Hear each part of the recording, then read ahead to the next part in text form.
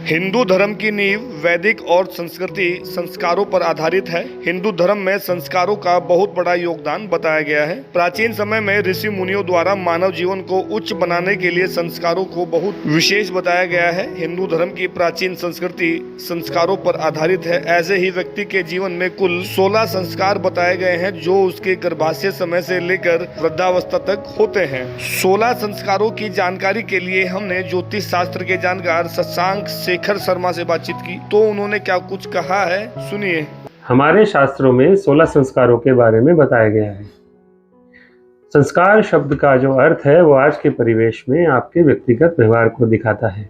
आप किसी से अच्छा व्यवहार करते हैं तो लोग कहते हैं कि आपके संस्कार अच्छे हैं, यानी कि आपको आपके परिवार से जो एक व्यवहार मिला है दूसरों को आदर करने का, उसको आजकल के समय में संस्कार से जोड़ दिया जाता है। लेकिन अगर हम शास्त्रोक्त बात करें, शास्त्रों के अनुसार बात करें, तो 16 संस्कारों का वर्णन हमारे यहाँ मिलता है। जन्म से लेकर मृत्यु तक का जो एक जीवन चक्र है उसमें अलग अलग आयाम में संस्कारों को 16 तरह से वर्गीकृत किया गया है। सबसे पहला संस्कार होता है गर्भधारण संस्कार, यानी कि जब आपका जन्म होने वाला है उससे पहले आपकी माता ने आपको गर्भ में धारण कर लिया। उसके बाद उससे 3 महीने बाद गर्भ काल के दौरान ही आपका दूसरा संस्कार आता है जिसको बोलते हैं पुंसवन संस्कार। जब आपके शरीर की रचना होना शुरू हो जाती है उस समय शिशु के माता पिता उसके अच्छे जीवन संरक्षण के लिए वैदिक मंत्रों द्वारा ये संस्कार करते हैं। इसके बाद आता है सीमांत नयन संस्कार।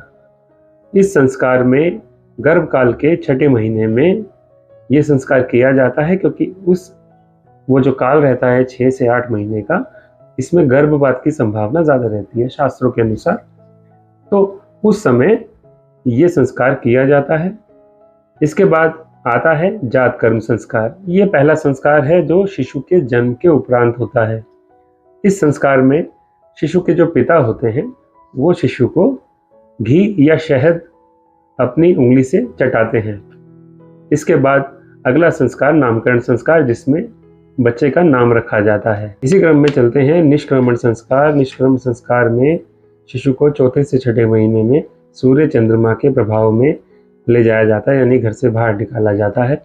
6ठे महीने के बाद होता है अगला संस्कार जो होता है अन्नप्राशन संस्कार, जिसमें अन्न का भोग शिशु को लगाया जाता है। इससे आगे चलते हैं तो आता है चूड़ाकर्म संस्कार। चूड़ाकर्म में बच्चे का मुंडन किया जाता है, शिशु का मुंडन किया जाता है। इससे आगे चलते हैं तो शिशु का विद्यारंभ संस्कार होता है। विद्यारंभ संस्कार में प्राथमिक रूप से पहली बार शिशु का विद्या से परिचय होता है। इससे आगे चलते हैं तो कर्णभेद संस्कार माना जाता है। कर्णभेद यानी कि कर्ण छेदन संस्कार भी जिसको कहा जाता है। आगे चलते हैं तो यज्ञोपवीत, जिसको उपनयन संस्कार भी बोलते हैं, वो किया जाता है।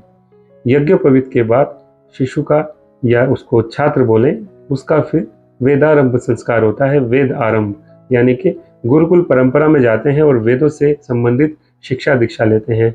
वो समय था जब वेदों से संबंधित होती थी, अब शिक्षा के आयाम बदल चुके हैं। तो एक तरह से शिक्षा के लिए ये संस्कार होता है जिससे कि छात्र घर से बाहर जाकर शिक्षा ग्रहण करता है। उसके उपरांत केशांत संस्कार होता है, जो गुरुकुल परंपरा में शिक्षा ग्रहण करने के बाद केशों का अंत किया जाता था, यानी कि फिर से आपको आपके जो केश, आपके जो बाल हैं वो त्याग दिए जाते थे।